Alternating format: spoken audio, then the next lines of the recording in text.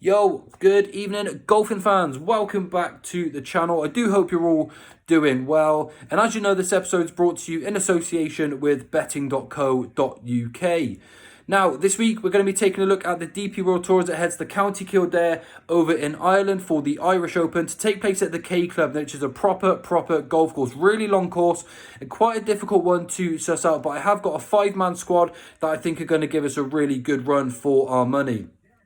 Now, before I go on to the selections, just a little bit of housekeeping. If you're new to my channel, welcome. I really do appreciate you tuning in. It really does help me out a great deal. And if you haven't done so already, please do click subscribe to this video. It's completely free to do so. It's just a button below this video and you'll be helping me out a great deal. Also, you will then be notified when my selections do first and foremost go live here on my YouTube channel. Now, if you haven't seen so, my article is also live on betting.co.uk. If you'd like to take a read of that, I will pop a link in the description below. Now, also a little bit of a background on myself. I'm an ex-tour professional, so I've got some playing experience, and I'm now putting that to good use, trying to find you the players that I think are best suited to the courses that the tour face every single week, and it's gone pretty well so far this season. We're over 800 points in profit to level stakes, and I'm trying to get to 1,000 points by the end of the season. So again, if you don't mind just clicking subscribe, that really does make all the difference to me. So we're going to go on to the selections, but we'll start by taking a look at the golf course. The Irish Open's to take place at the K Club. As I said, this is a real proper golf course. You need plenty of length and you need to be seriously good with your irons. 7,350 yards long, and you've got 4 par 5s, but quite significant that 3 of those come on the back 9. So it's definitely a scoreable 9 on this course. So if they can start off well on the front 9, players will definitely be in search of a few more birdies into that back 9 as well. But you definitely require a bit of length off the tee, and I think good long iron players will really do well at this sort of course as well.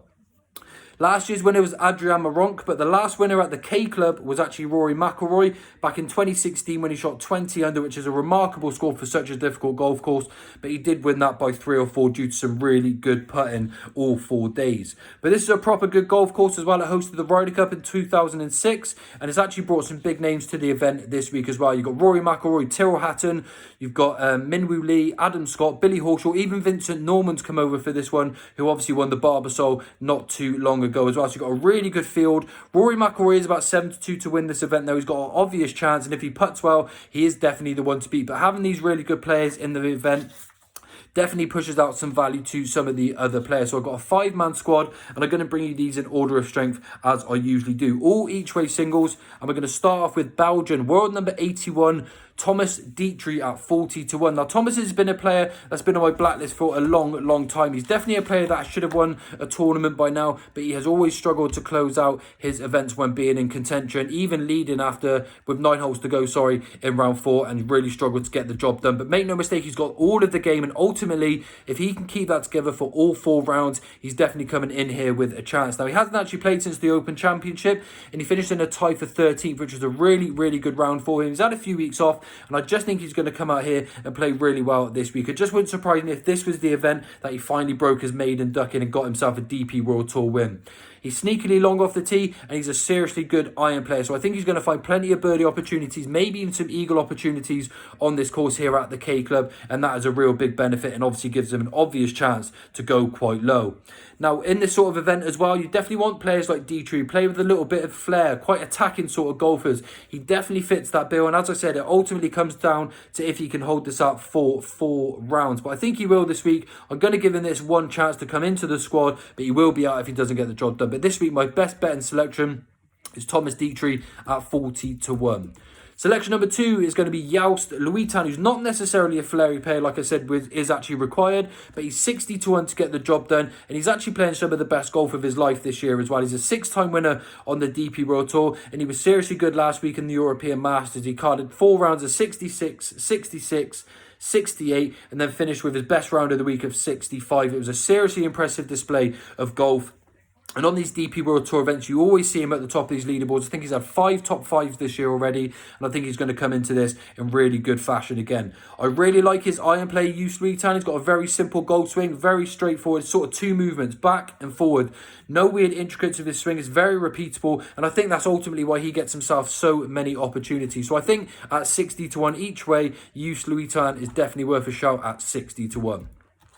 Selection number 3 is another sort of flary player, quite similar to Thomas Dietrich, and a player that I'm very much fond of. Rasmus Højgaard at 45 to 1. He's definitely a player that can mix with the best in the world on his best sort of game, and he's already a 4-time winner on the DP World Tour as a 22-year-old. Make no mistake about it, Rasmus is a seriously good player. I know his brother Nikolai got taken to the Ryder Cup, but Rasmus is not much inferior to him, if anything whatsoever. I think he's a seriously good player.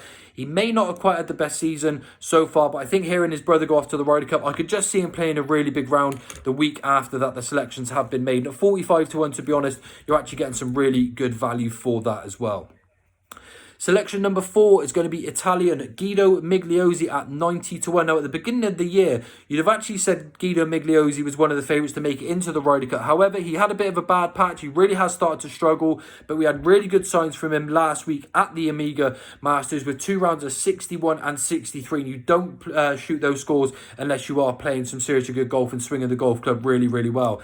He took a few months, obviously, to get himself back to this form, but I think he's possibly turned a corner. And again, similar to Rasmus, the week after the Ryder Cup selections have been played, announced, I think he could come out and play really well again this week. I can see him continuing that sort of form into this week, building from that, and I think Guido Migliozzi at 90 to 1 is really big odds, especially if he comes back to form. Now, he actually plays a really nice soft fade, Guido Migliozzi, as well, so it's a really controlled sort of golf swing, and again, finding that groove which he seemed to last week, I think bodes really, really well for him this week. I really like him this week at 90 to 1. I think it's a bit of a discredit to his overall ability, especially whilst he's coming back to form. And then my final selection of the week is Englishman Eddie Pepperell at 66 to 1, who will absolutely love it here at the K Club.